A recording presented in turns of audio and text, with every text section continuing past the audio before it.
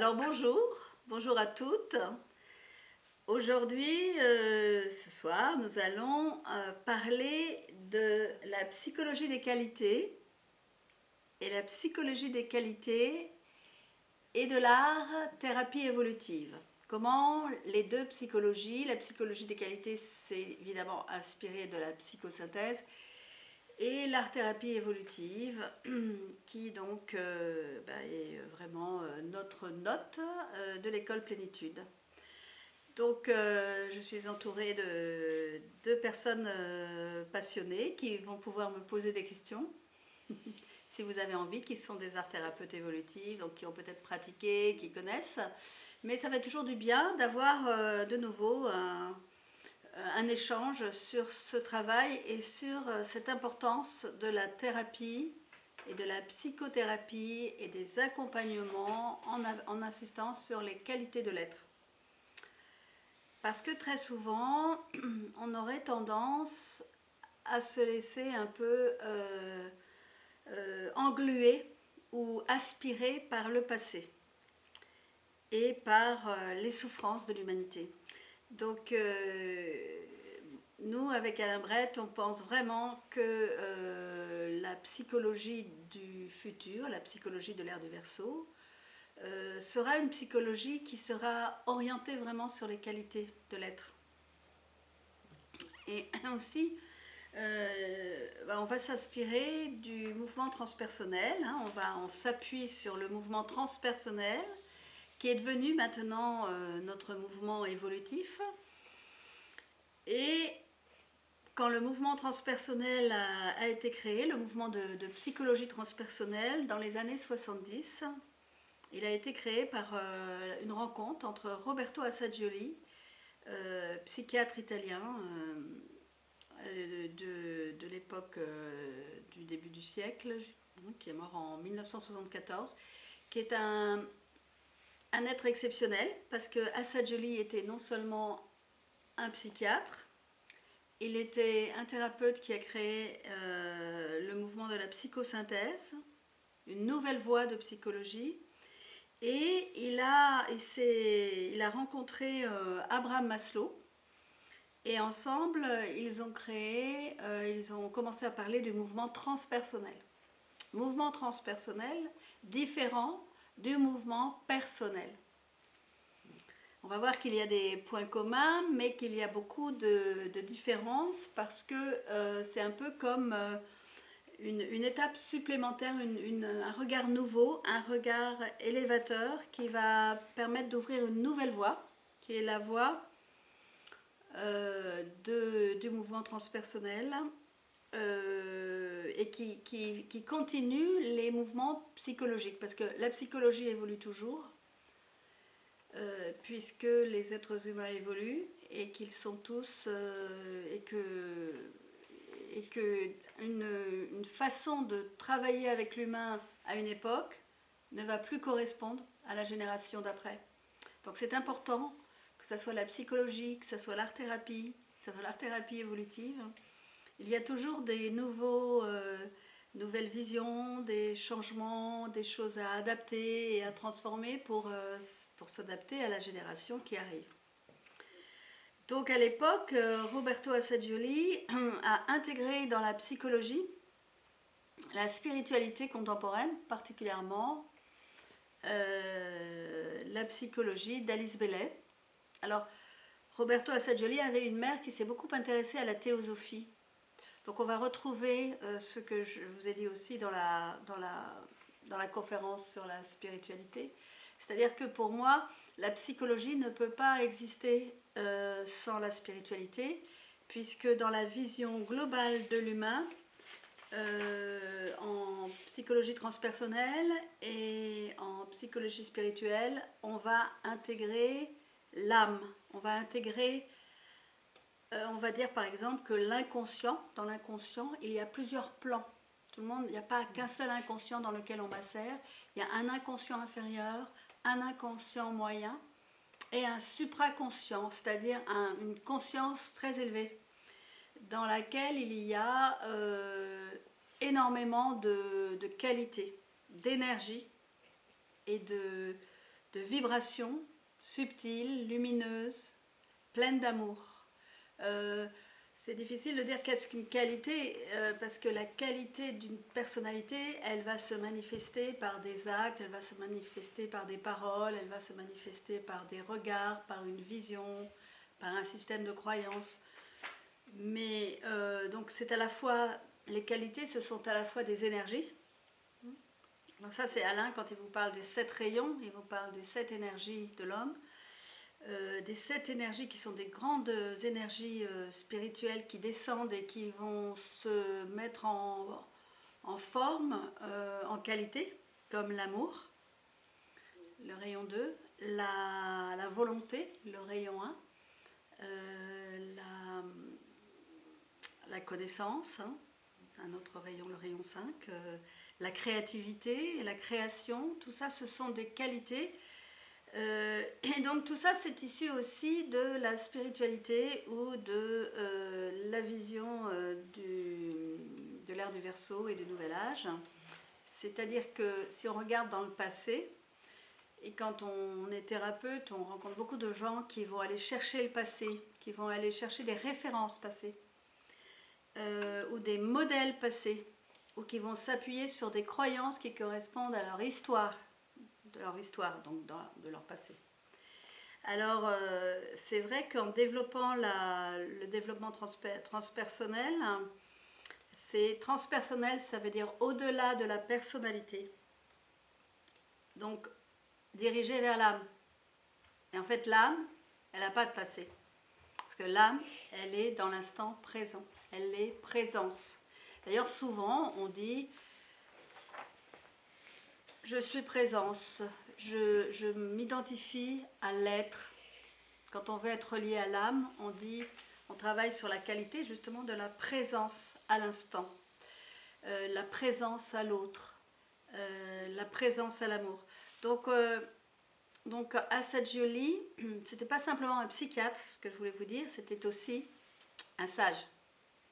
Et c'était aussi un ésotériste. Donc lui-même, dans la psychosynthèse, avant l'art-thérapie évolutive, dans la psychosynthèse, il a réuni ses connaissances psychiatriques. Il parle aussi des maladies mentales et des souffrances psychiques dans ses livres. Il a réuni la psychiatrie, il a réuni la psychologie et la présence de l'âme, la spiritualité.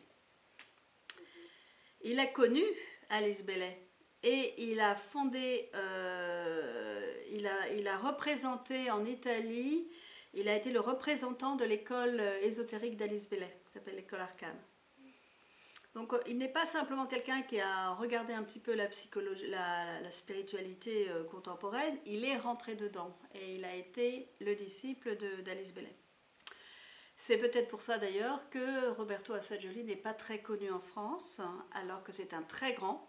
Pour moi, il est plus grand, il est en tout cas du niveau de Jung et au-dessus de Jung et de Freud, mais il fait partie en tout cas de ces 3 grands noms. Mais il est très peu connu. Donc c'est important de regarder le travail de Roberto Assagioli. Et donc, lui, quand je parle de la psychologie des qualités, je parle de cette psychologie-là. C'est-à-dire le travail d'arrêter, quand on est thérapeute, de toujours orienter notre pensée sur le passé, en considérant que le passé, que nous sommes issus du passé.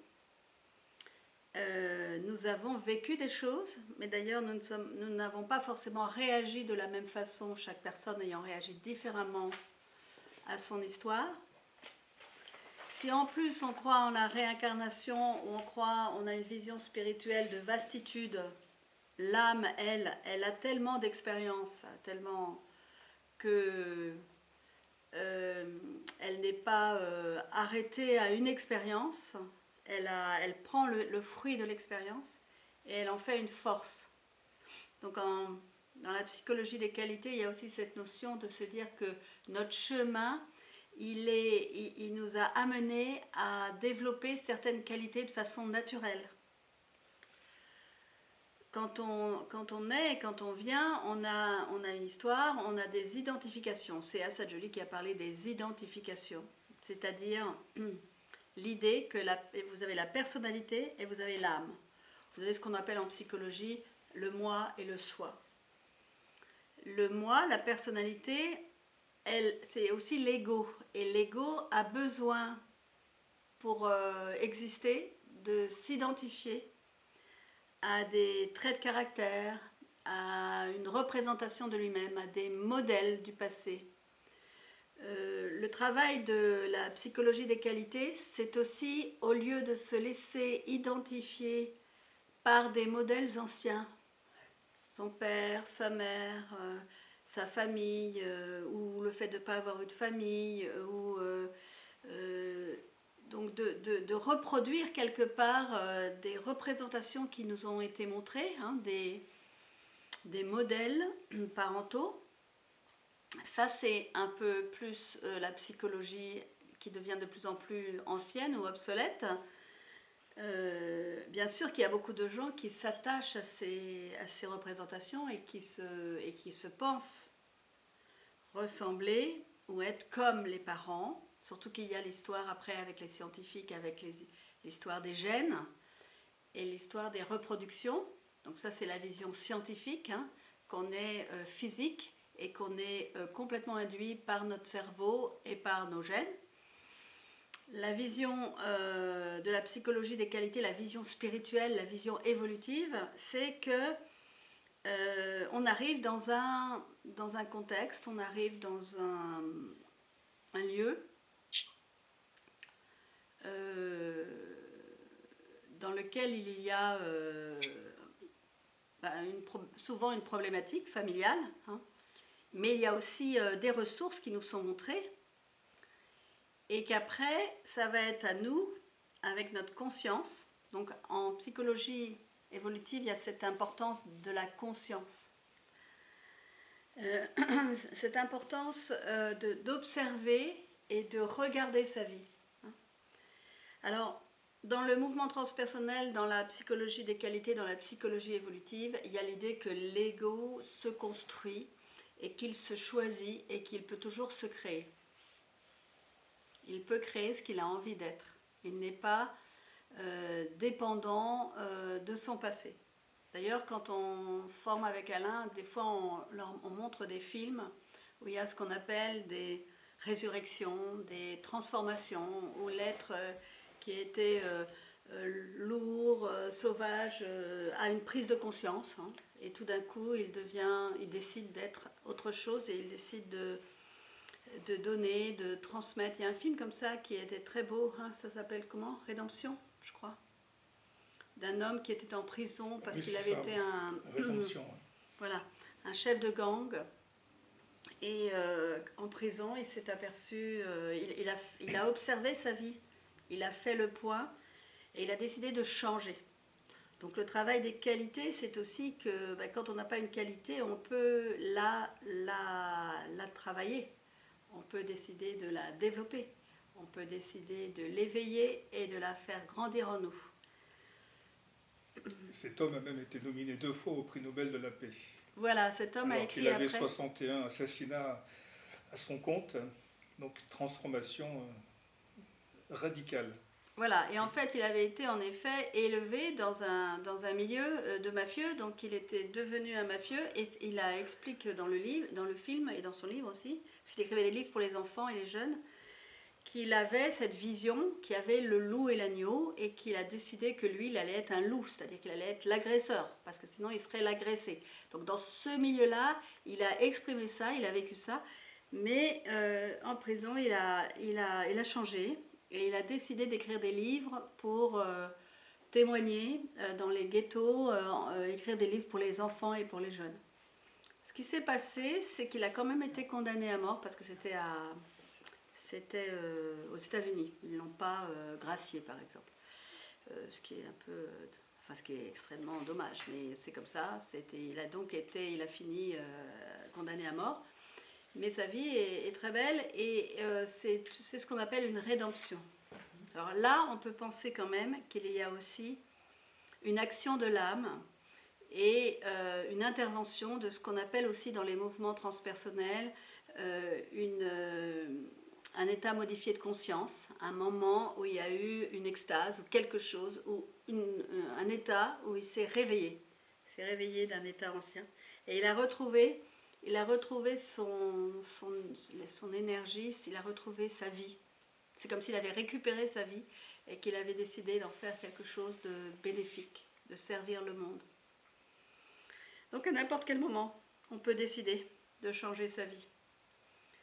Et les thérapeutes, puisque c'est quand même cette conférence, je la fais aussi pour les thérapeutes, pour que vous n'oubliez pas et que vous pensiez toujours à orienter les personnes sur les qualités et surtout quand elles arrivent avec de la souffrance ou avec de la dépression ou avec des problématiques ou qu'elles portent leur passé et leur trauma.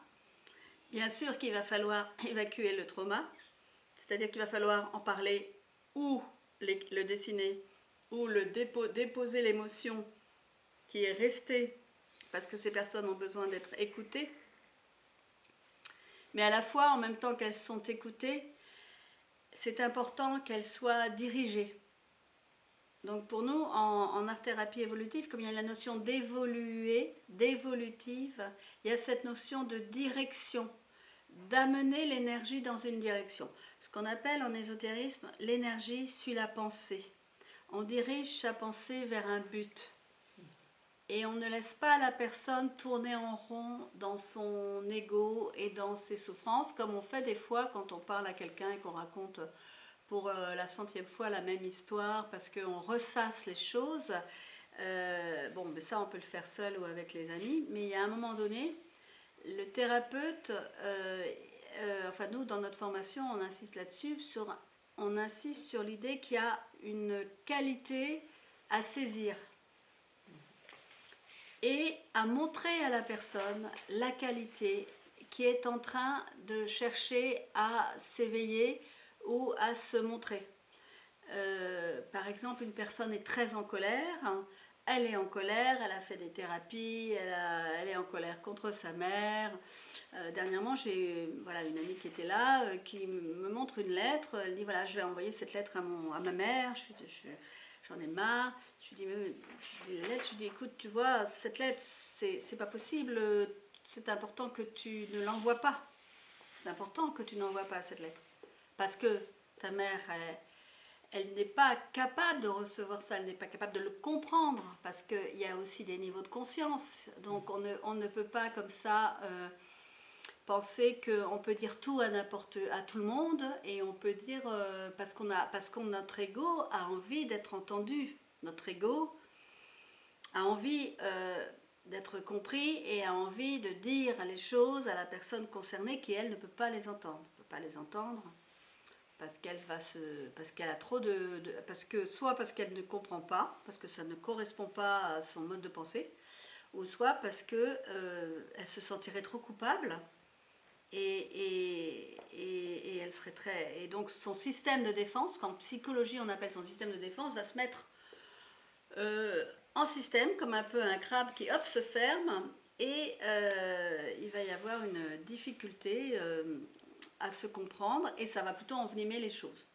Donc, très vite en art-thérapie évolutive, pour ne pas ressasser, pour ne pas garder des rancœurs, pour ne pas être fixé dans des choses, on a établi un rituel qui est le rituel du brûlage, de déposer l'émotion, d'écrire ou de dessiner la forme émotionnelle, c'est-à-dire que la forme émotionnelle, c'est un symbole qui nous vient de la souffrance. Très souvent, les personnes peuvent dessiner un cœur brisé, ou peuvent dessiner un poing serré, ou peuvent dessiner une flaque de l'eau avec une flaque de la pluie pour symboliser leur tristesse, ou peuvent écrire des choses, dessiner aussi un personnage qui hurle. Mais l'idée, c'est de sortir de soi la forme, l'émotion sous la forme d'une image ou d'un texte, et le brûler de façon à le mettre en cendre.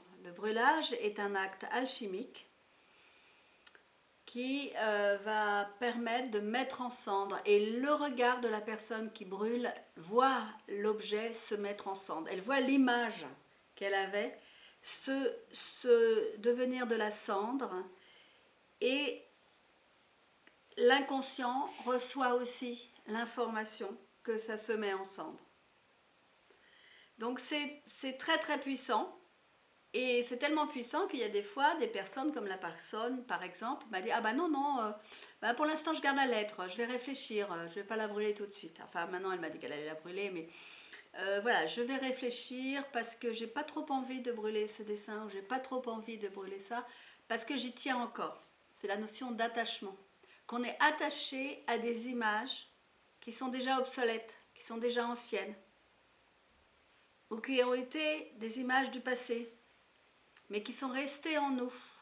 C'est un peu comme si à l'intérieur de nous, on avait une bibliothèque avec tout bien rangé, toutes les mémoires, et qu'il faut les enlever les unes après les autres, pour laisser de l'espace. Et pour laisser de l'espace, parce que derrière cette mémoire ou cet attachement, il y a une qualité qui cherche, une qualité du supraconscient de l'âme. L'âme cherche, elle essaye de faire descendre une qualité, une vertu, ce qu'on appelait au Moyen-Âge les vertus. C'est-à-dire les vertus, ce sont des traits de caractère ou des tendances ou des qualités que l'on va exprimer, que l'on va manifester dans notre vie et qui vont amener de la beauté, de la bonté, de la paix, de l'amour, de la douceur, de la réalisation concrète. C'est-à-dire qu'en fait, toutes ces qualités qu'on appelle vertus, elles sont nommées. Alors des fois, il y a des personnes qui me disent: ah bah par exemple, la tolérance, c'est une qualité. Alors je vais travailler la tolérance. Ben non, la tolérance, c'est pas une qualité. C'est pour ça qu'avec Alain, quand on travaille les qualités et la psychologie des qualités, quand on va chercher une qualité, on va regarder dans le dictionnaire. Ça ne suffira pas parce que des fois le dictionnaire il dit des choses un peu étroites, mais la tolérance, ça veut dire tolérer. Donc la tolérance n'est pas vraiment une qualité spirituelle. Elle est déjà mieux que l'intolérance, bien sûr, ou que la haine, bien sûr. Mais ça ne va pas être vraiment une qualité, c'est-à-dire que quand on va aller vers cette qualité, qu'on va orienter notre énergie vers cette qualité, ça va être un peu, elle va nous apporter des petites miettes, alors que si on va vers l'amour, si on va vers la bienveillance, si on va vers la bonté, si on va vers la bienveillance, c'est-à-dire qu'on va regarder chez chaque personne qu'on rencontre le bien, ou l'amour universel, et bien là, on sait que ça ira beaucoup, beaucoup, beaucoup, beaucoup plus loin dans l'intégration que la tolérance. Donc le mot qui désigne une qualité est un mot qui déjà est un grand symbole. Les mots sont encore plus symboles que les images. En art-thérapie évolutive, on utilise beaucoup les images parce qu'on travaille beaucoup avec des personnes qui ont beaucoup d'émotions, qui sont très émotionnelles. Donc elles ont besoin de l'image pour déposer. Et puis aussi, elles ont besoin d'apprendre à mettre leur émotion en image pour pouvoir brûler la forme émotionnelle. Alors déjà, qu'en fait, on n'est pas habitué à représenter nos émotions par des formes. L'idée des grandes qualités, du but du travail sur les qualités, c'est d'harmoniser, d'unifier en nous l'amour et la volonté. Que la volonté et l'amour soient ensemble et travaillent dans la même direction. Parce que quelqu'un qui a plein d'amour et qui n'a pas de volonté, il va stagner. Complètement. Il va être passif, trop passif. Dans les grandes qualités il y a des grandes qualités qui sont issues de l'amour et la volonté. D'abord la volonté rayon 1, qui est, comme je le dis souvent, reliée à l'énergie spirituelle qui dans les religions est appelée le Père, le Dieu le Père. Et Dieu, la Mère, c'est l'amour, sagesse. Donc en fait, les deux pôles qui sont réunis à un niveau très très haut, qui sont amour et volonté ensemble, volonté aimante ou amour actif, amour agissant. Pourquoi? Parce que la volonté, c'est une énergie d'action qui va agir, qui va être le moteur de la personnalité, et que l'amour, c'est une énergie qui réunit, qui cohésionne, qui fait se sentir appartenir à l'ensemble. Quand on aime quelqu'un, on se sent unifié, on se sent comprise, on se sent rassemblé. Donc les deux sont complémentaires. Tu voulais me poser une question, Alain? Oui, est-ce que tu peux nous parler de la psychologie évolutive que nous sommes en train de mettre en place? Donc une psychologie qui est issue de la psychologie transpersonnelle, mais qui rajoute en plus les concepts de la métaphysique, ce que ne fait pas la psychologie transpersonnelle, c'est-à-dire le karma, la réincarnation, les champs de conscience, les 7 types d'énergie, les 7 rayons cosmiques, les chakras, l'ère du Verseau, et ainsi de suite.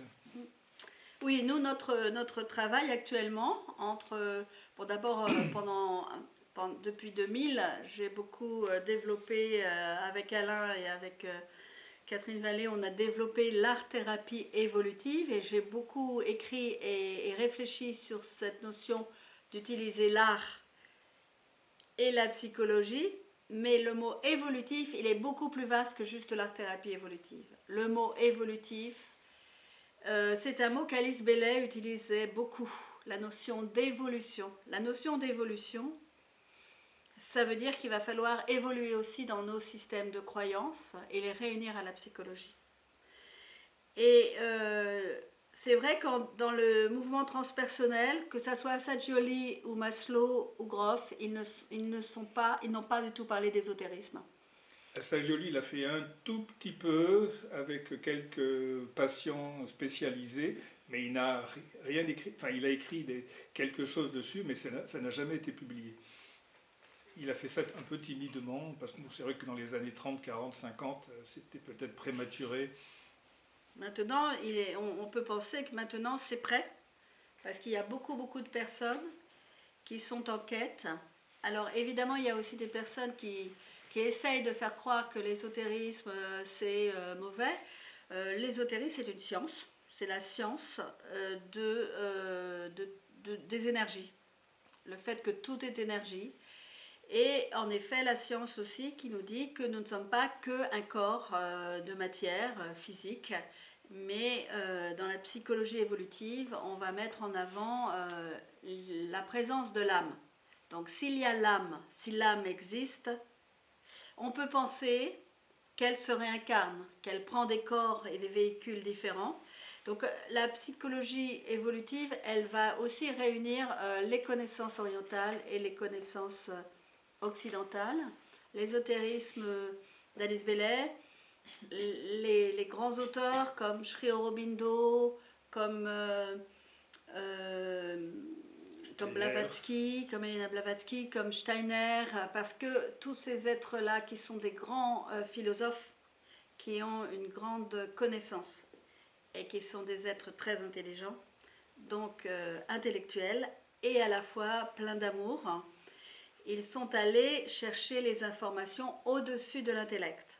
On va voir aussi qu'en psychologie évolutive et en psychologie transpersonnelle, vous avez cette notion qu'il y a le physique, les désirs, les émotions, l'intellect et la vision de l'âme, et qu'il y a une espèce de hiérarchie de conscience. Que quand on est dans les instincts, on est complètement entraîné par les inconscients collectifs, par les pulsions, et on ne maîtrise pas notre véhicule, on ne maîtrise pas notre voiture, on ne maîtrise pas notre cheval, et donc on ne maîtrise pas notre être. Et donc dans la psychologie des qualités, il y a cette idée d'aider les personnes à se connaître, d'ailleurs, et à savoir qu'est-ce qu'elles doivent travailler en elles.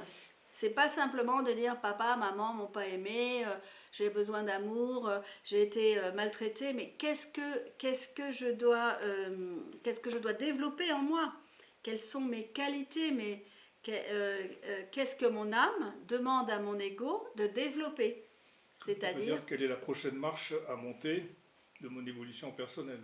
Voilà, de mon évolution personnelle pour devenir après un être qui va donner. Mais avant de donner aux autres, il faut que je me construise, il faut que je me développe. Et souvent, on est limité par les croyances qu'on a sur nous-mêmes, ou les croyances que les autres ont sur nous, ou les croyances que ce n'est pas possible, ou les attachements identitaires à, par exemple, notre rang social, nos finances, les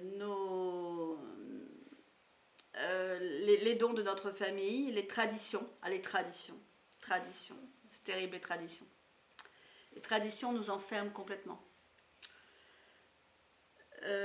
Donc, dans la notion évolutive, s'il n'y a pas cette vision de la spiritualité et s'il n'y a pas ces connaissances de lire certains auteurs qui vont parler de la réincarnation, la théosophie, hein, tout ce qui est théosophique, c'est-à-dire l'idée aussi qu'on a un ego et qu'on est une âme. Hein. On n'a pas une âme, hein. On est l'âme et on a un ego. Quand j'étais enfant, quand j'étais à l'église, on me disait ton âme. Mon âme, ça veut dire que c'est à moi. Non, l'âme, elle n'est pas à moi. C'est moi qui suis à l'âme. Hein. C'est-à-dire que c'est l'ego qui doit servir l'âme et pas l'âme qui doit être au service de l'ego. Donc rien que les mots comme ça, de changer, d'arrêter de dire j'ai une âme, mais de dire je suis l'âme et j'ai une personnalité, c'est déjà un très très grand changement. Parce que ça veut dire que la personnalité, c'est comme un vêtement. Donc si on a un vêtement trop étriqué, ben, il va falloir l'enlever et mettre un autre vêtement beaucoup plus vaste. Et là, on arrive avec toute cette idée qu'il y a en psychologie évolutive, qui est d'ouvrir sa personnalité et d'aller chercher sa dimension la plus grande. Pour cela, ça va demander de la volonté, ça va demander de s'orienter dans la direction de la spiritualité, de croire qu'en effet, on n'a pas une seule vie, mais on a de nombreuses vies pour y arriver, parce que sinon, le but à atteindre risque d'être trop élevé. Hein. Si on veut tout de suite devenir une personne sage ou un saint, on ne va pas y arriver. On va se mettre trop de pression, on ne va absolument pas y arriver. Donc la qualité qu'on va se demander doit être en harmonie avec le contexte de là où on en est. Je reprends l'exemple de la colère contre, je ne sais pas, un des parents. Le travail à faire, ça va être d'abord le pardon. Ça va être d'abord de lâcher prise avec cette colère. Ça va être d'abord de transmuter cette colère en paix, parce qu'en général, il faut transmuter la colère et l'envers de l'amour. Donc quand quelqu'un ressent de la colère, beaucoup de colère, hein, quand c'est une habitude aussi, parce que ça peut être aussi une raison d'être en colère, sauf que c'est la colère nous ronge nous, elle ne ronge pas trop la personne qui nous a mis en colère. Donc c'est à nous de la gérer. On peut en effet dire la colère à quelqu'un, mais la personne va la nier, comme je vous disais, parce qu'il y a le système de défense. Par contre, si je suis rongée par la colère ou si je suis très en colère, je dois gérer ma colère. Je dois la transmuter en amour. Donc déjà ça, la première étape, c'est est-ce que la personne, quand on lui propose ça, elle s'ouvre et elle dit « Ah, c'est intéressant comme idée » ou elle dit « Non, moi je veux garder ma colère ». Alors déjà, c'est la notion de libre arbitre et la notion de volonté. C'est pour ça que la volonté, le moteur de l'être, la volonté, c'est est-ce que j'accepte l'idée que je vais pouvoir lâcher ma colère. Parce que cette colère, elle me fait du mal à moi. C'est pour ça que souvent, quand on dit le pardon, ce n'est pas absoudre l'autre, parce que l'autre, il a son karma. On parlait des références en art-thérapie évolutive, il y a aussi la notion de karma. Donc le karma, c'est le retour des actions, la loi de cause à effet. On émet des causes et il y a des effets. Donc cette personne, je ne vais pas lui enlever son karma ou l'absoudre. Je ne vais pas non plus chercher forcément à la comprendre, sauf si je suis psychologue. Mais ce que je vais faire, c'est que je vais commencer par décrocher ma colère. Et c'est là que l'art-thérapie évolutive peut aider, parce que de dessiner l'énergie qui a été bloquée dans le corps émotionnel et qui tourne en rond, ça peut être par, comme je disais, un point serré, par des zébrures, par du rouge. Alors c'est évidemment toujours pareil, hein. Ça va toujours être des couleurs précises qui sont des couleurs symboliques. Quand vous êtes des art thérapeutes évolutifs, donc vous travaillez avec les personnes, vous savez donc, tout le monde sait ici, enfin peut-être Joanna qui ne sait pas parce qu'elle n'est pas encore art thérapeute évolutive, que quand on commence à proposer aux personnes de dessiner, leurs premiers dessins sont des dessins assez vides, assez pâles. La personne ne veut pas et n'ose pas cracher son morceau. D'abord parce que l'ego il le garde quand même, et puis parce que c'est du domaine de l'inconscient où elle n'a pas envie de voir ça en elle. Donc c'est en effet le début de quelque chose où elle va commencer à extraire des encombrements, des états émotionnels qui sont stockés et qui encombrent. Et moi je les compare souvent à une marmite une marmite ou un vase dans lequel il y aurait la graine de la qualité qui chercherait à pousser, mais quand elle pousse, elle ne peut pas parce qu'elle est bloquée par le gros couvercle qui est le couvercle de tout ce que l'on conserve et qui ressort régulièrement par des pensées négatives ou par des émotions sur des personnes qui ne sont pas forcément responsables de ça. Je ne sais pas ce que vous en pensez, de voir qu'en effet, très souvent, au début, la personne a du mal à regarder qu'en elle, il y a de la colère. Je connais une personne, la Marjolaine, qui travaille avec des femmes qui ont été très maltraitées et qui ont été battues. Et c'est la deuxième année qu'elle travaille avec elle. La première année, les personnes faisaient des choses au crayon noir, au crayon de couleur très douce, et c'était très très délicat. Et là, ces derniers temps, donc ça fait 1 an et demi, elle commence à déposer des choses extrêmement fortes. Elles acceptent de casser des objets, de dessiner un soleil avec du rouge. Et donc c'est pour dire que ça ne monte pas forcément facilement. Et après cette étape, il va y avoir en même temps ou en parallèle, hein, parce que je pense que c'est mieux que ça soit en parallèle qu'après, il y a toujours ce travail sur l'amour, sur la paix. Mais la paix à l'intérieur de soi, la paix pour soi. Alors, il y a des personnes, elles vont dessiner, parce que par exemple, si on est très en colère, on ne peut pas atteindre à l'amour inconditionnel, tout de suite. Hein, ça parasite. Donc, on va aussi parler de paix. Et ce qui est important aussi, c'est de savoir négocier avec l'ego. C'est ça qui est difficile hein, dans le travail thérapeutique. D'expliquer, non, le mot pardon, ça ne veut pas dire c'est de l'absolution, ça veut dire vous vous débarrassez de ce gros nuage de colère qui est au-dessus de vous. En fait, c'est reprendre son pouvoir. Parce que quand on a encore de la colère contre quelqu'un, effectivement, on l'absout. Enfin, on lui donne encore une forme de pouvoir. C'est-à-dire qu'on continue à souffrir, on continue à ressentir sa puissance, ou sa domination, ou sa force.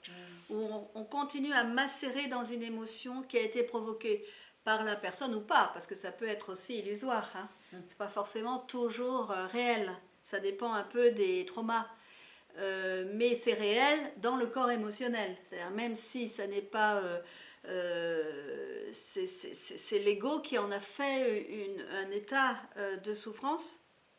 Et c'est pour ça qu'on va expliquer à la personne que quand elle lâche, ça ne concerne pas l'autre, ça concerne elle-même dans son état intérieur, qu'elle va amener, elle va essayer ou elle va amener de la paix en elle.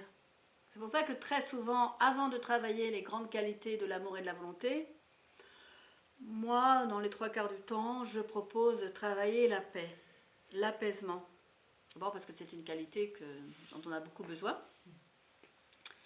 qui va amener de la douceur et qui va ouvrir le champ des possibles pour après accéder à l'amour universel. L'amour universel, c'est un terme, ou l'amour christique, c'est un but très lointain, très dur, mais qui va être accessible avec la bienveillance, avec la tendresse, avec la douceur, avec l'amour et avec la volonté de bien.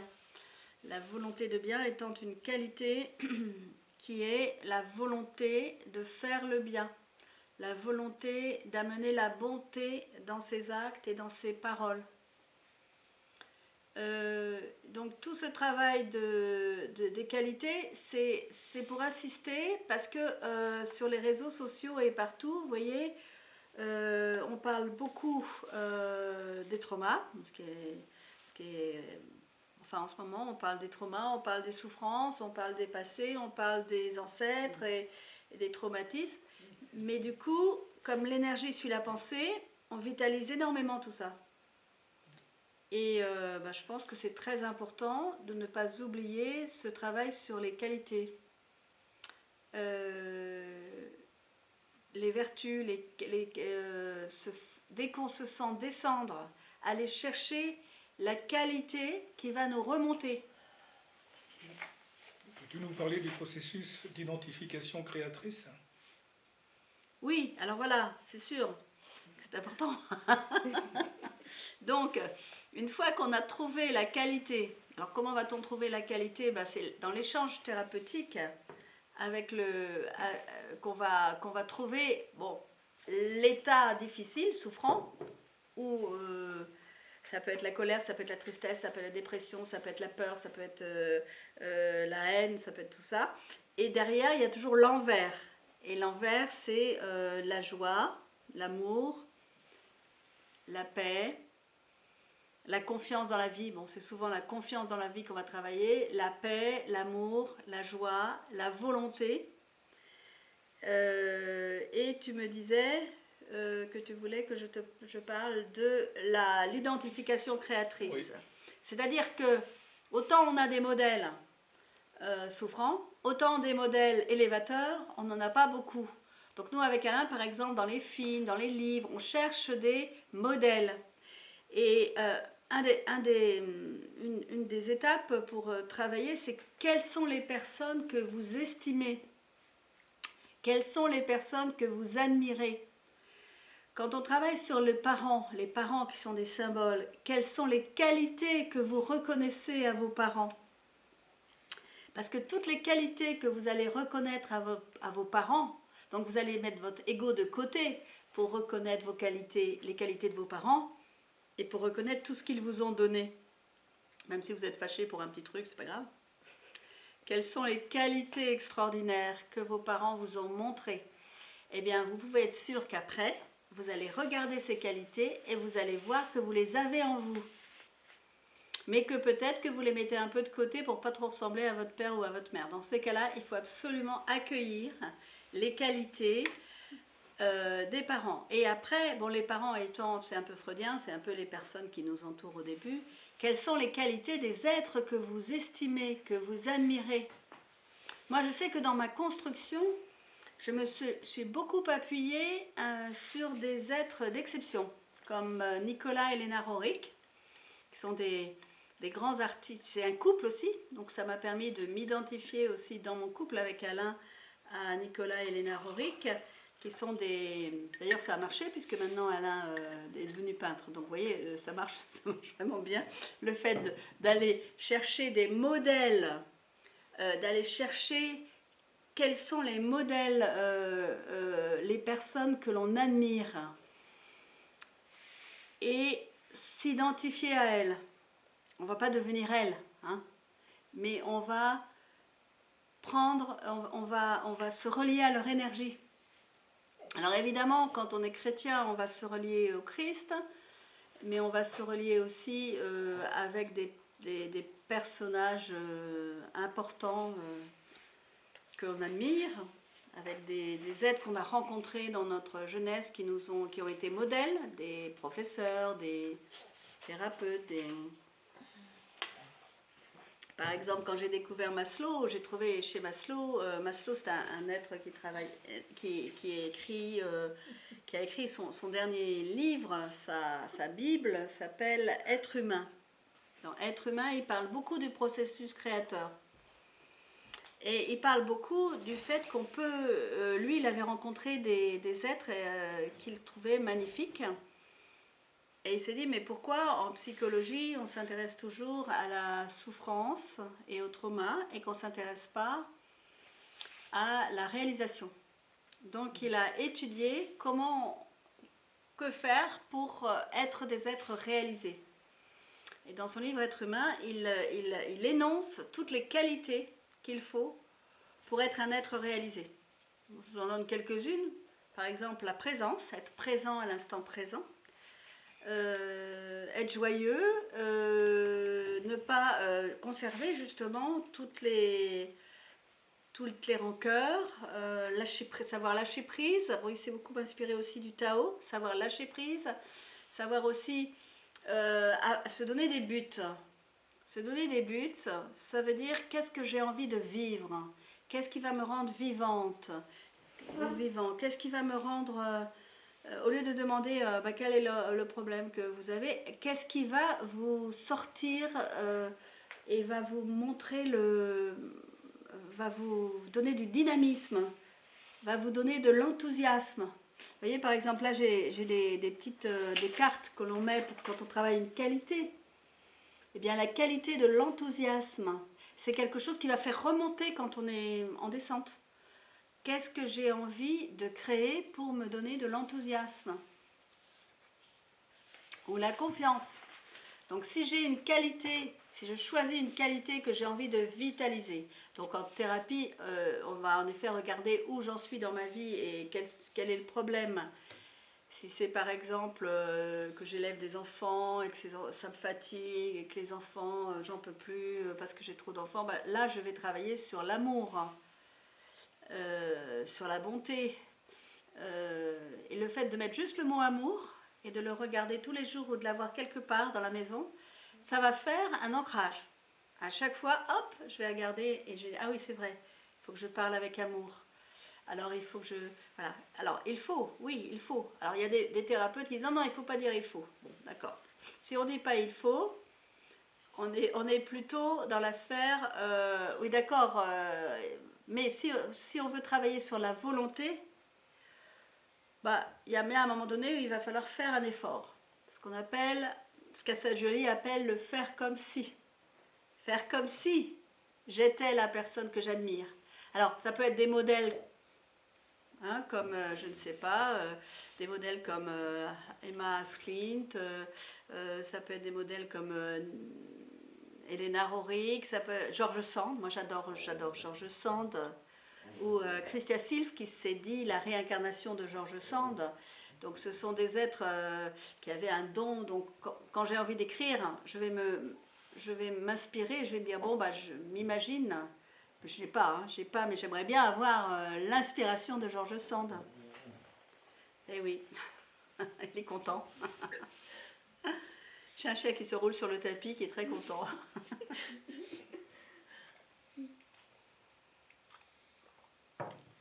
Donc, c'est vrai que c'est important. D'ailleurs, est-ce que vous avez des modèles à proposer, des personnes que vous admirez, qui vous motivent, que vous aimeriez, qui vous inspirent?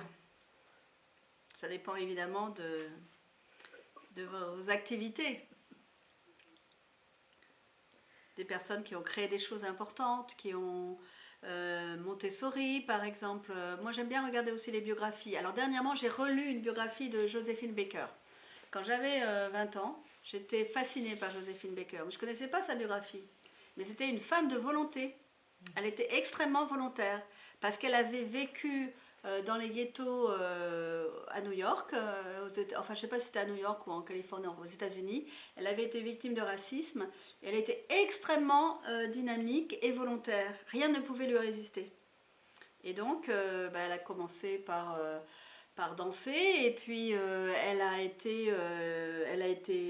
fait énormément, elle a été résistante. Elle a beaucoup fait de la résistance en cachant dans ses vêtements des feuilles avec des écrits qui étaient écrits dans un code, dans une écriture qui était revue après avec une lumière spéciale. Elle cachait ça dans ses costumes et elle passait les informations comme ça de pays en pays. Mais il fallait un courage dingue, hein, parce que si elle s'était fait choper, elle se serait fait torturer. Et après, elle s'est attaquée aux États-Unis, elle a fait au racisme. Elle a imposé que les Noirs puissent rentrer dans certains clubs qui étaient fermés où elle n'avait pas. Et elle risquait le Ku Klux Klan. À chaque fois, elle risquait. Donc elle était dans un courage incroyable. Et cette femme, je l'admirais. Et je pense que c'est elle qui m'a ouvert complètement l'envie d'adopter des enfants. C'est-à-dire qu'à 20 ans, je savais déjà que j'adopterais des enfants. Même si je les ai adoptés à 35 ans. Elle avait adopté combien, elle ? Elle en avait adopté 12. Et elle avait un château, un grand château. Et par contre, comme elle était très volontaire, elle ne s'occupait pas du tout de l'argent, elle laissait son mari faire. Et puis, elle faisait. Et en fait, à un moment donné, elle était au bord du gouffre. Hein. Son château a été vendu. Et alors, ce que je ne savais pas, mais comme je viens de lire l'histoire, elle a été accueillie par Grâce de Monaco qui lui a donné une villa pour elle et ses enfants. 12 enfants. Donc non seulement elle avait du courage, mais en plus elle avait la foi.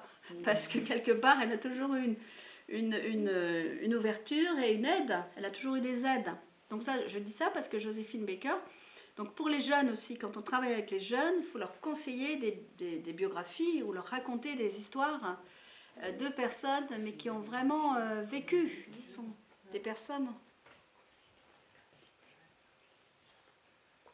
Donc, je ne sais pas, tu dis que c'est difficile de conseiller des biographies. Conseiller des biographies à des jeunes, alors qu'on sait qu'ils lisent déjà très peu. Alors, leur raconter. Ou qu'ils lisent déjà pas de romans, une biographie, ça peut être encore plus compliqué. Moi, j'adore les biographies. Moi aussi, j'adore. Leur raconter. Pas forcément, parce que Ça dépend quel jeune, peut-être. On peut en parler. Hein? Raconter Oui, la on peut vie, raconter. narrer la On vie peut des raconter. personnes. en vrai, justement, ça peut les passer. Oui. Leur raconter, leur montrer des photos, faire un petit exposé, quoi. C'est vrai que c'est important d'avoir des modèles. Donc, alors il y a les modèles que l'on admire, que l'on estime. En psychologie, par exemple, Roberto Assagioli a été mon maître pendant des années et des années. Et je pense que si je ne m'étais pas appuyée sur lui, je n'aurais pas intégré tout ce que j'ai intégré, qui m'a permis de créer l'art-thérapie évolutive. C'est-à-dire que Assagioli, je l'ai lu, je l'ai digéré, et là dernièrement je l'ai relu, et je dis ah oui, je comprends pourquoi nos étudiants ne veulent pas lire Assagioli, parce qu'en fait c'est assez ancien, c'est-à-dire que ça a un peu le langage et tout ça, c'est un peu vieux. C'est pour ça que je vous expliquais que l'art-thérapie et la psychologie évolutive, c'est la notion d'évoluer et à chaque fois de créer des nouveaux médiums, des nouvelles expressions, des nouvelles façons de transmettre. Parce que, en effet, les jeunes d'aujourd'hui, Assagioli, c'est indigeste pour eux. D'abord parce qu'il est un peu... Il n'est pas moraliste, parce que c'était un sage, mais ce qui dégage, c'est quand même, je vous dis, lui, pour reparler de l'effort, on ne peut pas installer une nouvelle qualité en soi si on ne fait pas un effort. Mais il y a effort et effort. Mais... Il parlait aussi beaucoup de discipline. Discipline, voilà. La discipline. Alors, la discipline, c'est toutes les qualités de la volonté. Par exemple, l'endurance, la concentration. Par exemple, la concentration, c'est une qualité de la volonté. Sans volonté, qui est la bonne volonté, qui est la volonté motrice, les buts ne peuvent pas être réalisés parce que ça demande la construction. La volonté, c'est un peu le moteur de la voiture. Donc sans volonté, il n'y a pas possibilité d'incarner ou de concrétiser ou de réaliser un but. Alors comme disait Sajoli, il faut d'abord se dire quel est le but et comment je vais orienter toutes mes énergies pour incarner ce but. Il faut la motivation. Il faut aussi être motivé, quoi. Exactement, la motivation. C'est pour ça que quand j'échange avec les personnes, si je leur propose de travailler sur l'amour ou sur la paix, la motivation c'est quoi? La paix, ça va vous faire du bien. Vous allez vous détendre, ça va vous faire du bien. Il faut arriver à ce que la personne soit motivée, et c'est à elle de comprendre et de voir un peu son futur, d'ouvrir un peu et de comprendre qu'on incarne notre futur. Et ça fait partie, c'est tout le discours du Nouvel Âge, et c'est le discours du pouvoir de la manifestation. Ça s'appelle la manifestation créatrice. Le pouvoir de manifester sa vie, mais pour ça, eh bien, dans la qualité de la volonté, il y a plein de phases dans la qualité de la volonté. Il y a cette importance de voir le but et que ce but ne soit pas trop compliqué ou trop idéaliste ou trop vaste. C'est-à-dire qu'il faut prendre la première marche. Hein, si on prend la 10e, on ne va pas y arriver. On ne va pas sauter 10 marches. Donc c'est vrai qu'en thérapie, la première étape, c'est la paix dans sa famille, par exemple. Par exemple, quand je parle de rayonner, hein, on rayonne, on va d'abord faire la paix en soi. Et en faisant la paix en soi, on va faire la paix avec son environnement familial. Et si on n'a pas apaisé son environnement familial ou son histoire familiale, comment est-ce qu'on va pouvoir rayonner à l'extérieur, c'est-à-dire par le pouvoir d'attraction, attirer des personnes, rencontrer des personnes, aider les autres. Donc avant d'aider les autres, il y a cette notion de faire, c'est un peu le ménage intérieur.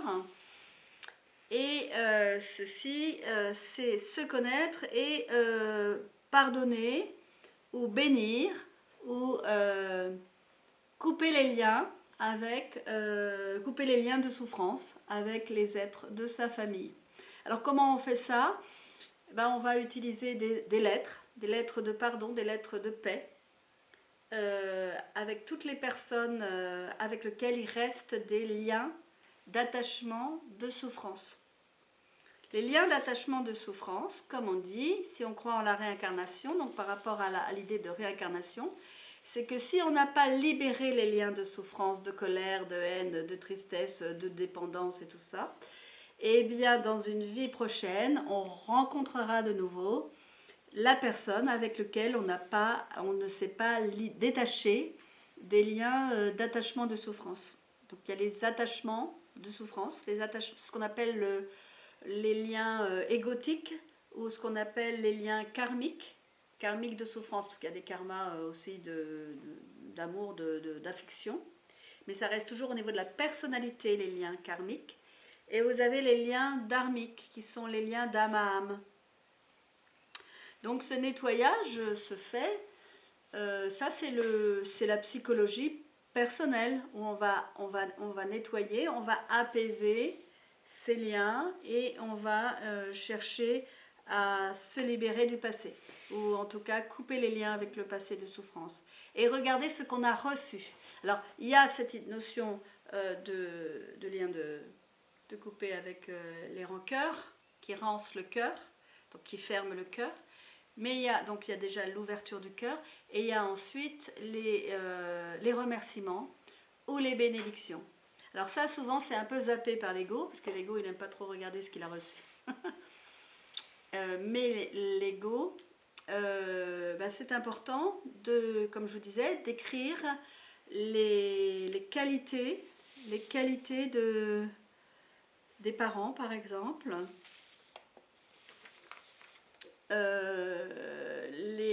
ce qu'ils nous ont donné, Quelquefois, ils nous ont juste donné la vie, puis ils nous ont confié à quelqu'un d'autre.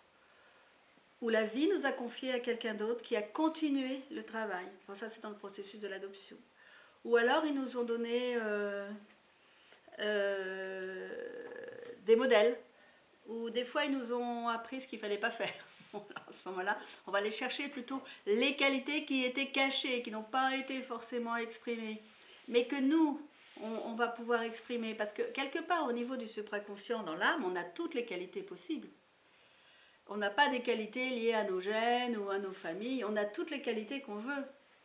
Donc, si on a envie de développer une qualité, moi je me souviens à une époque, j'ai dit à Alain, bien avant d'avoir créé l'art-thérapie évolutive, quand on s'est rencontrés, je dis qu'est-ce que j'aimerais peindre, mais j'ose pas. Alors il m'a offert une grande, tu te souviens, une grande palette avec plein de peintures. Il m'a offert des chevalets, tout ça, tout ce qu'il fallait, en me disant vas-y, parce que lui il est libre, donc lui c'est une de ses grandes qualités, c'est la liberté d'être lui-même. Donc il m'a appris ça aussi, parce qu'on peut aussi apprendre de ses compagnons, de ses compagnes, de ses ex-compagnes, de ses ex-compagnons, enfin tout ça, tous les êtres ont des qualités qu'ils nous offrent. Et plus on va reconnaître les qualités des autres, plus on va reconnaître les qualités en nous. Et donc je me suis mise à peindre, et c'est comme ça que j'ai commencé une auto-analyse qui est amenée à à l'art-thérapie évolutive en réunissant toutes mes connaissances de la psychologie, la peinture. Mais pour dire qu'il n'y a pas de limite, on n'a pas de limite. On a les limites que l'on se donne. Et donc en travaillant les qualités, on va se dire, tiens, quelle qualité j'ai envie de travailler aujourd'hui, ou pendant un mois, ou pendant 2 mois, ou pendant 1 an, ou pendant 2 ans. Parce qu'évidemment, ça ne va pas toujours être facile. Et quand on par exemple, est-ce que tu peux nous dire comment tu travailles une qualité? Par exemple, quelqu'un qui manque de volonté et qui a besoin de travailler la qualité de la volonté. Comment il s'y prend? D'accord. Donc la volonté, il peut s'y prendre de plein de façons. Par exemple, il peut commencer par lire un livre sur la volonté que je vous conseille, qui est le livre La volonté libératrice de Roberto Assagioli. Donc pour travailler une qualité, on va travailler avec tous nos corps. Donc on a un intellect, on a un corps émotionnel, on a un corps physique. Donc il va falloir travailler avec tous nos corps. Donc on va commencer par lire ce livre. Et donc on va commencer par apprivoiser cette qualité. Parce qu'il y a des qualités qu'on ne connaît pas. Il y a des qualités qu'on a mis de côté. Ou alors on peut aussi avoir des croyances qui nous empêchent d'accéder à cette qualité. Par exemple, la volonté, Assagioli l'explique en début de livre, ça a été souvent confondu avec le volontarisme, avec l'autoritarisme. Comme c'est une qualité qui a été beaucoup vitalisée par les hommes, elle a été confondue avec le patriarcat, avec le volontarisme, avec l'autorité. Alors beaucoup de femmes ont du mal avec la volonté. C'est pas un truc qui les tente vraiment. Tout à fait. Alors que la volonté est créatrice. Donc on peut d'abord lire ce livre d'Assagioli. On explique qu'à l'époque du 19e, la volonté est devenue volontariste, c'est-à-dire qu'il y a toujours le défaut de la volonté qui est le volontarisme, le défaut de l'amour qui est un peu la faiblesse ou un peu le sentimentalisme. Donc si on est quelqu'un de sentimental, on va travailler la volonté pour remonter un peu la balance. Et on va mettre à côté, pour être sûr de ne pas faire du volontarisme, parce qu'on peut tomber dans l'excès opposé, volonté bienveillante, ou volonté aimante, ou volonté créatrice. Si on a envie de créer des choses, on va l'appeler volonté créatrice, c'est-à-dire que ce moteur va aller dans le sens de la création. On va se donner un challenge. Voilà. Un acte symbolique imposé. Oui, attends, mais j'en suis pas là d'abord, parce que tu vois, je commence, moi. La lecture d'abord.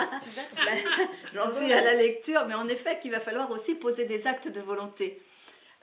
Donc, en effet, Alain, lui, son truc, comme il est plutôt dans l'énergie de la volonté, ça va être de dire, on va se poser un challenge. On va se poser, de décider, comme dit Assagioli, de se lever tous les matins, un quart d'heure ou 1 heure avant, ou alors on va s'imposer quelque chose. Dans un temps précis. Dans un temps précis. Parce que la volonté, c'est un peu comme un muscle. On peut le comparer au muscle physique. Si on ne fait pas de sport, on n'aura pas envie d'en faire. La volonté, ça se développe. Ça peut être, j'ai envie d'écrire un livre, ben, j'écris plusieurs pages par jour. Alors, vous savez, ou alors, si j'ai envie de chanter, de chanter, Faire un récital, tous les jours, faire un petit peu de chant, tous les jours, je vais chanter. par exemple. Et donc, je vais m'obliger. C'est là que c'est un effort et c'est une discipline. Alors, pourquoi le mot discipline? Parce que le mot discipline, ça va être avec volonté. Et en ésotérisme, dans la spiritualité, les disciples, ce sont les êtres qui se consacrent. Alors, on ne va pas parler de disciples de personnes humaines, parce que là, ça risque d'être un petit peu, voilà, d'être sous domination. On va parler des disciples du Christ ou des disciples du divin ou des disciples de la vie ou des disciples des maîtres de sagesse, c'est-à-dire des êtres qui décident de se consacrer au monde, de se consacrer à aider le monde. Alors là, dans ces cas-là, comme ils sont disciples, ils sont censés avoir une certaine discipline. Et pour ça, ils sont obligés de travailler la volonté. C'est pour ça qu'Assagioli a beaucoup travaillé la volonté aussi. Parce que lui, je pense qu'il était plus... c'était un être volontaire aussi. Il a lutté contre Mussolini. Il était... il a écrit, il a créé plein de lieux. Il a travaillé toute sa vie, jusqu'à la fin de sa vie, il recevait les aides. Enfin, bon, les gens qui sont dans la volonté sont en général assez travailleurs. Hein. Et au niveau des... alors ça, Pardon, c'est... Oui. pardon. Non. Après, il y a à faire une étiquette. Non, je pensais par exemple au niveau du dessin, quels sont les symboles qui représentent la volonté qu'on peut... Quel dessin on peut faire pour vitaliser la qualité de la volonté? Alors, la montagne, le Graal, Ok. le soleil. le soleil. Le soleil avec sa lumière très, très belle. Assagioli suggérait d'écouter des opéras de Wagner aussi. Oui, on peut aussi écouter de la musique. Après, moi, je pense que voilà, la volonté, un dessin ne va pas suffire. Non, mais en plus, Oui, un dessin. La montagne, en effet, dans le sens où c'est un symbole spirituel. Mais après, quand ça va arriver en dessin, ça risque assez souvent de montrer un peu l'opposé, c'est peut-être plutôt l'obstacle, donc ça dépendra de comment c'est dessiné, quelle couleur ça a, etc. La volonté, ça va être aussi travaillé sans doute avec des formes géométriques, triangles, pointés vers le haut. L'étoile à 5 branches, Le but, l'étoile à 6 branches. Parce que c'est le but, le triangle pointé vers le haut. Donc là, il y a plusieurs tableaux où il y a ce triangle pointé vers le haut qui ensemence la sphère. Hein. Donc là, on est dans une énergie très yang. Tu vois, c'est cela là-bas ou cela là. Voilà, on a cette notion de volonté, d'aller dans une direction et se ramener à chaque fois dans cette direction. Voilà, il peut y avoir aussi... on peut travailler aussi avec des textes, écrire sur la volonté. Des mantras. Écrire ce que l'on veut manifester. C'est-à-dire on écrit son but. Moi je sais qu'en général, au jour de l'an, on fait ça, d'écrire ce que l'on veut concrétiser, ce que l'on veut manifester. On peut l'imaginer. Et après, eh bien, si c'est par exemple d'être volontaire, on va faire ce qu'on appelle la revue du soir, qui s'appelait chez les chrétiens l'examen de conscience, c'est-à-dire qu'on va observer le soir, on va faire une revue, où on va regarder quand est-ce qu'on a été volontaire. Mais alors c'est toujours une volonté bienveillante, c'est une volonté qui ne doit pas s'imposer aux autres, c'est une volonté avec soi-même. Hein. C'est la volonté de l'âme. Si on observe qu'on commence à être volontariste pour les autres, on recadre tout de suite. Et quand est-ce qu'on a lâché la volonté et qu'on s'est dit, oh ben non, je devais faire ça, mais je ne le fais pas. On observe, sans jugement. La revue du soir, c'est toujours sans jugement. Il y a aussi s'habituer à faire les choses avec intensité, quoi qu'on fasse. C'est-à-dire que même si on fait la cuisine, être complètement présent à ce que l'on fait. Vivre l'instant présent. Quoi qu'on fasse, on fait les courses, on parle avec quelqu'un, d'être présent à ce que l'on fait. La focalisation. Puis en effet, on peut se donner aussi un temps, mais la volonté, je pense que c'est la qualité difficile pour les femmes. Je pense que pour les hommes, c'est plus simple. Parce qu'on a aussi l'inconscient collectif masculin et l'inconscient collectif féminin. Bon, il y a des personnes ici que je vois qui ont pas mal de volonté, qui ont incarné. Nora, tu as beaucoup de volonté. Et qui incarnent leur désir ou qui incarnent leur projet et qui avancent. Mais c'est vrai que souvent les personnes, les femmes, elles vont plutôt travailler sur la confiance, sur l'amour, et que des fois travailler sur la volonté, ça va redonner un peu du peps, de la pêche, ça va redonner de l'énergie, ça va revitaliser.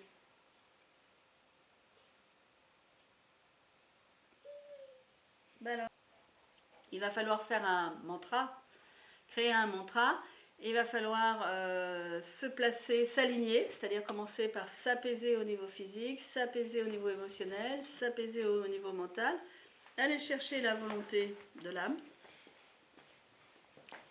et méditer sur l'énergie de la volonté, et s'imaginer en train de poser des actes volontaires, ou de faire ce qu'on a vraiment envie de faire. Qu'on appelle la force de l'intention. La force de l'intention passe par une méditation régulière de tous les jours.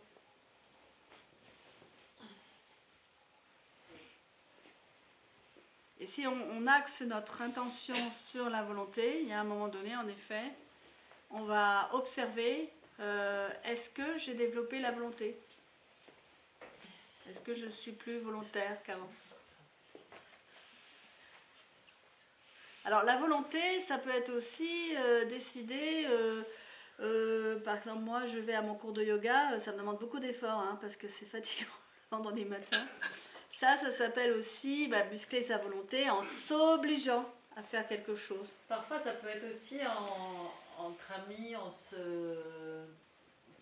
faire avec quelqu'un d'autre, par exemple, oui, se dire tiens on va se motiver, si on a avec plusieurs personnes cette même qualité à développer, du coup s'appeler, se dire alors t'as fait ton truc, enfin tu vois, parce que parfois tout seul ça peut être, si justement on souffre de manque de volonté, à deux on peut trouver une motivation supplémentaire en se donnant des petits défis ensemble, par exemple.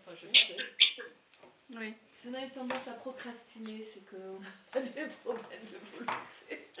C'est ça. La volonté, c'est aussi beaucoup lié à la ténacité, à la concentration, à la focalisation dans le but. C'est-à-dire, moi j'ai un petit peu du mal, même si je lâche pas l'affaire, mais c'est vrai que la volonté, c'est quelque chose à travailler tout le temps. Tout le temps.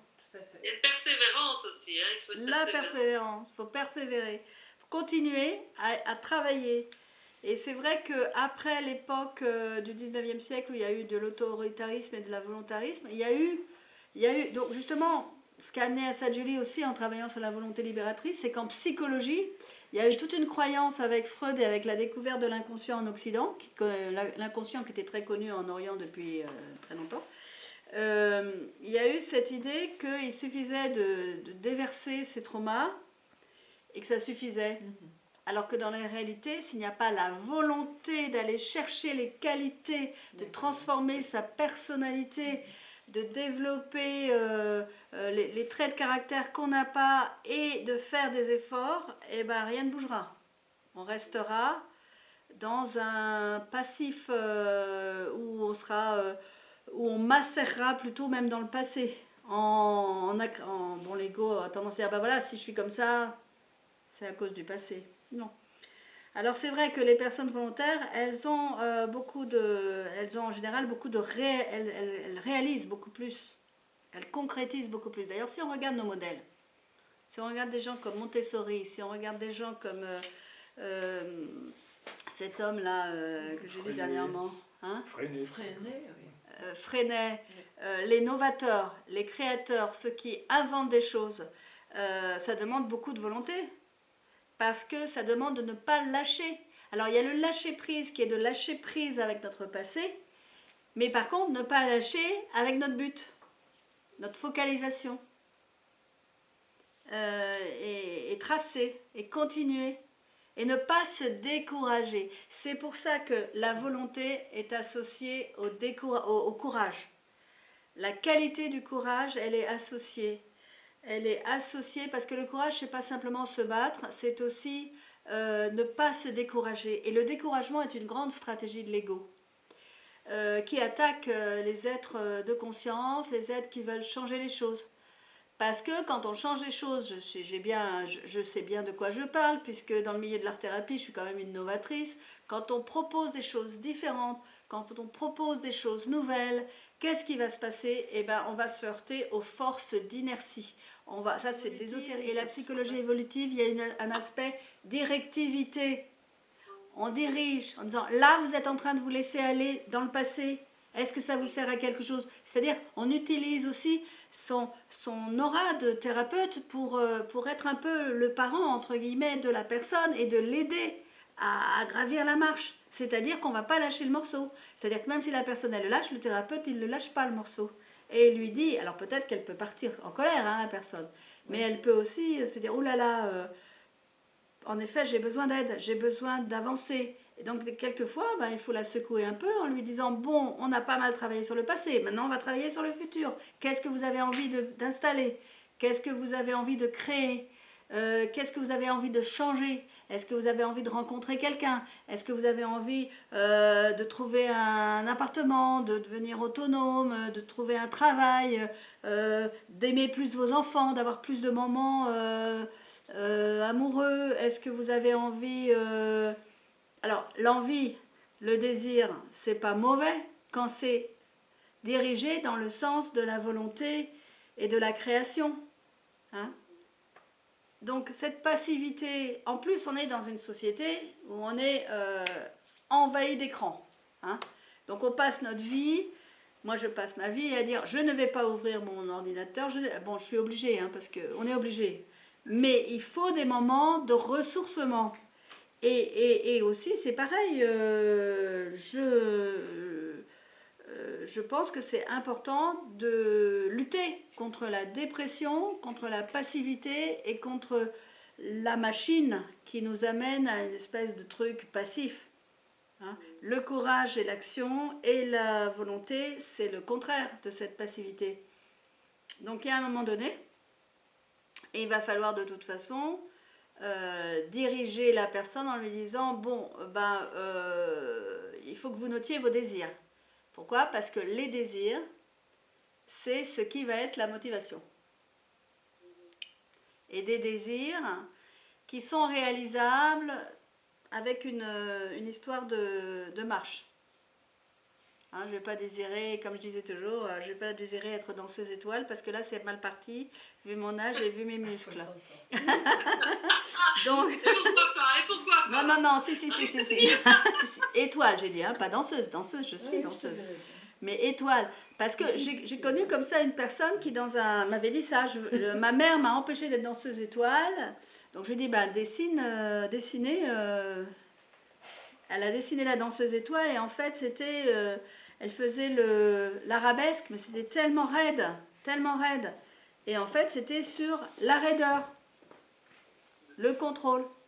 Donc, qu'est-ce que j'ai fait? Je l'ai orienté sur déjà brûler ce dessin et je l'ai orienté sur la souplesse. Qualité, une des qualités, parce qu'il y a des différents niveaux de qualité, des qualités de débutante, la souplesse, Ça peut être aussi la souplesse mentale, ça peut être la souplesse émotionnelle, ça peut être la souplesse physique. Donc la souplesse, comme est une qualité, parce qu'il va y avoir des qualités spirituelles, bon, qu'on veut tous savoir, n'est-ce pas? Mais il y a des qualités qui sont des qualités alliées, qui sont des qualités et qui vont permettre de passer une marche. La souplesse d'esprit ou la souplesse ou la patience, par exemple. La patience est une très très grande qualité que en général tout le monde doit revisiter régulièrement. Je dis ça parce que moi j'ai un peu tendance, mon ego, à être un peu impatiente. Donc la patience, il y a des qualités qu'on peut travailler à une époque. Une fois on sent qu'on l'a intégrée, on l'a intégrée, puis on peut la retravailler à un moment donné, parce qu'on sent que l'ego, il a quand même des habitudes qu'il a gardées, qu'il a même ramenées de vie passée. Hein. Donc il a des habitudes. Il a des tendances. Si on a été tendance mystique, par exemple, si on a été comme moi une bonne sœur dans les vies passées, on va avoir tendance à être plutôt mystique, prier et pas forcément agir. Donc agir, c'est le leader. Donc pour devenir un leader, il faut travailler sur la confiance en soi, il faut lutter contre le découragement, il faut lutter contre certaines tendances de l'ego qui essayent de s'aborder la qualité, vous voyez. Et quand on travaille une qualité, souvent on a l'ego qui réagit en s'abordant. C'est-à-dire qu'il va faire remonter, par exemple, si je travaille sur la joie, je peux être sûre que si je me mêle la qualité de la joie, je vais avoir des tendances de déprime qui vont remonter.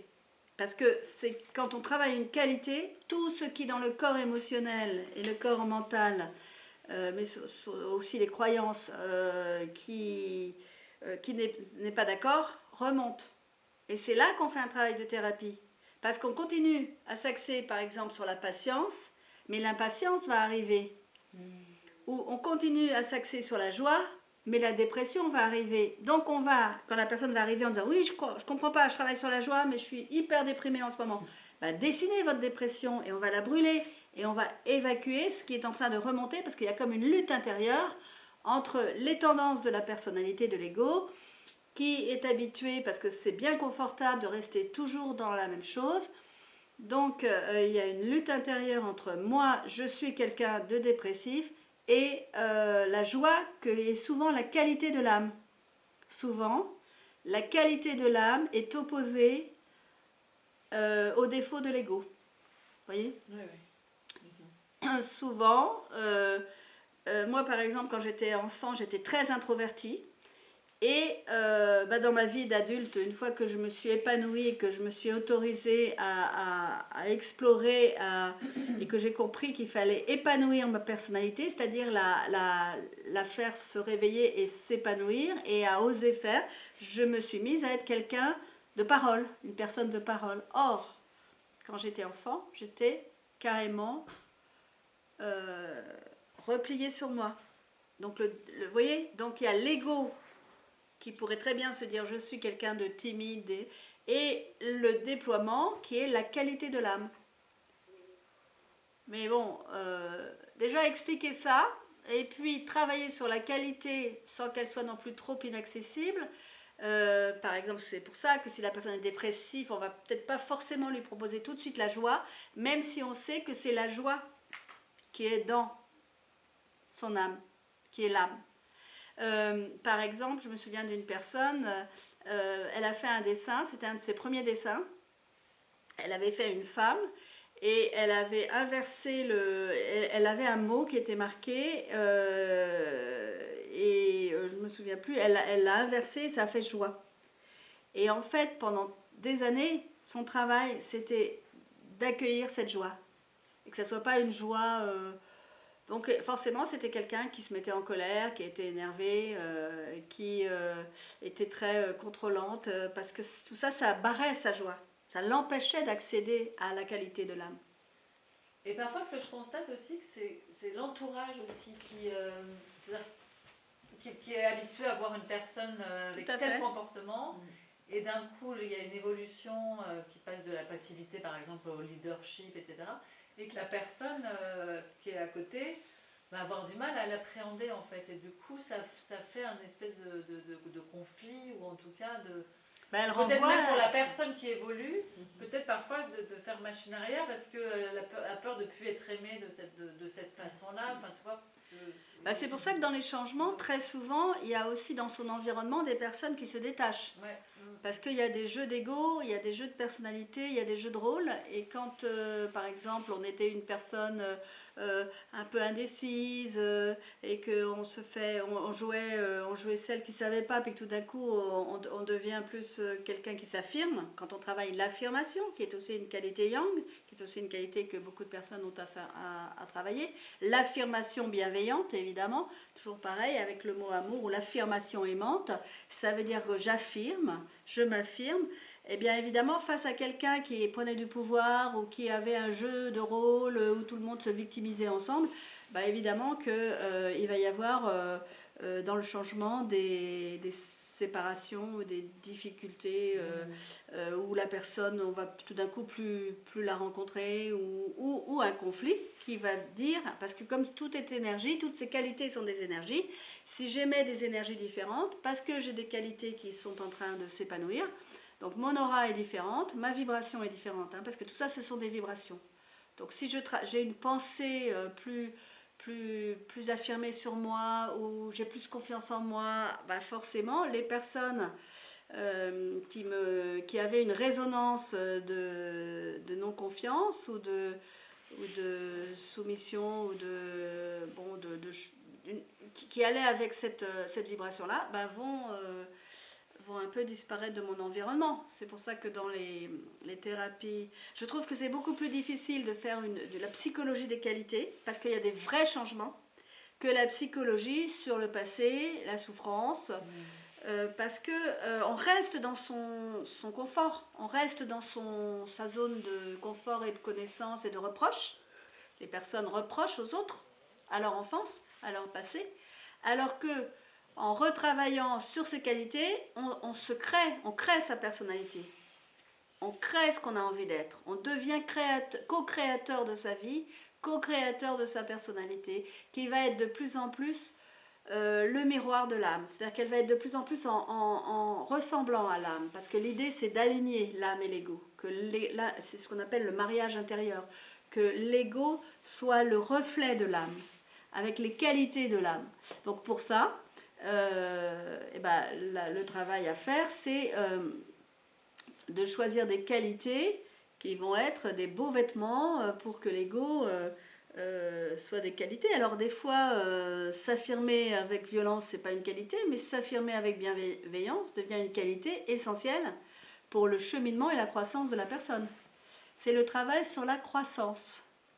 On continue notre croissance. On ne s'arrête pas quand on a 20 ans, on ne s'arrête pas quand on a 15 ans, on ne s'arrête pas quand on a 18 ans. On continue sa croissance et on peut la continuer jusqu'à 100 ans. 100 ans parce que maintenant il y a beaucoup de gens qui vivent jusqu'à 100 ans. Et dans cette optique, vieillesse égale sagesse. Exactement. Voilà. Donc on est content. Parole de Capricorne. On est content parce qu'on commence à y accéder un petit peu. Sagesse. La sagesse, oui, qui réunit l'amour et la volonté. Et qui réunit aussi la connaissance. La sagesse, c'est la connaissance par les expériences, mais aussi l'amour et aussi... Donc, voilà, je pense que c'était important d'expliquer aussi que le travail en psychologie, quand on travaille avec des personnes sur les qualités, quelque part c'est un travail plus profond, donc c'est un travail, ne pensez pas que c'est fini, bon vous avez dit à la personne allez travaille la patience et c'est fini, non, elle va revenir la fois d'après, elle aura vécu plein de synchronicité d'impatience, plein d'irritations, et il faudra lui faire dessiner ces irritations, lui faire brûler et lui faire retravailler peut-être la patience, faire la revue du soir. Donc ce n'est pas parce qu'on travaille, vous voyez souvent je me dis, en psychologie, on a stagné sur le passé, parce que les personnes ne savent pas quoi faire d'autre, il y a tout le futur à créer. Il y a toute la nouvelle personnalité à développer, à éveiller, à créer, avec les modèles à chercher. Par exemple, vous pouvez demander à quelqu'un, cherche des modèles de patience dans ton enfance, dans ton passé. Parce qu'on peut aussi aller dans le passé chercher les modèles des qualités. Ah, ma grand-mère était patiente, c'est vrai, elle était très patiente. Donc on va envoyer des bénédictions à sa grand-mère et puis après on va se dire, moi comment je vais développer la patience quand je vais avoir mes enfants à garder ou quand je vais avoir des personnes qui vont s'irriter devant moi. Et puis on va faire la revue du soir, c'est-à-dire qu'on va observer comment on a été. Et puis on va dire, ah là là, j'ai pas été patiente du tout parce qu'il y a des gens qui sont venus me titiller. Ils viennent me tester, parce que justement quand on travaille une qualité, on a des tests, et ces tests, ils doivent être accompagnés par la thérapeute. C'est pour ça que ce travail d'art-thérapie évolutive et de psychologie évolutive n'est pas court, c'est pas le travail comportemental, c'est pas 3 séances, c'est un travail de fond. Donc ça aussi, il faut l'expliquer aux personnes qui viennent vers vous. Ça va être un travail de construction, de développement de la nouvelle personnalité beaucoup plus dimensionnée, beaucoup plus belle, beaucoup plus aimante, beaucoup plus réalisée. Oui, c'est des tests et c'est une façon de voir comment dire, des exercices de la vie pour incarner finalement ce qu'on est en train de... La vie, à partir du moment où on s'oriente sur une qualité, la vie nous teste. Ouais, c'est ça. Et on a des tests de nos proches. Par exemple, l'affirmation, si je m'affirme, les autres vont te dire « Ah bah non, bah dis donc, t'étais mieux avant parce que je comprends pas pourquoi tu t'énerves. » Je m'énerve pas, je m'affirme. Et là, il va y avoir des tests. Il y a des tests avec le compagnon, la compagne, il y a des tests avec les enfants, il y a des tests avec les petits-enfants, il y a des tests avec les amis. Et c'est une épreuve. Ce sont des mini-épreuves, mini-initiations. Avec qui je travaille depuis pas mal de temps, et à chaque fois elle revient avec des moments où elle a vraiment des tests, et je lui dis, mais c'est génial en fait, parce que vous êtes en train justement de travailler ça, et comme des exercices en fait qui vous font dire où est-ce que vous en êtes, et qui vous permettent de vraiment mettre en place complètement ce qu'on a travaillé, ce que vous avez travaillé en fait. C'est ça les véritables synchronicités, hein. C'est pas forcément toujours des choses sympathiques, ça peut être des synchronisations, c'est-à-dire qu'en fait ce sont des attractions, hein. La personne vient et puis on est miroir les uns des autres, donc quand on change, le miroir change et la personne réagit. Et donc c'est aussi pour ça qu'en art-thérapie évolutive on dessine les personnages qui représentent les personnes, qui représentent des énergies en fait. Et quand on brûle les dessins, c'est pas les personnes évidemment qu'on brûle, c'est les énergies qu'elles représentent, c'est les projections qu'on a faites sur elles. Et donc en effet, quand on te dit tu ressembles à ça, tu étais comme ça, pourquoi tu changes? Eh bien on change parce qu'on évolue.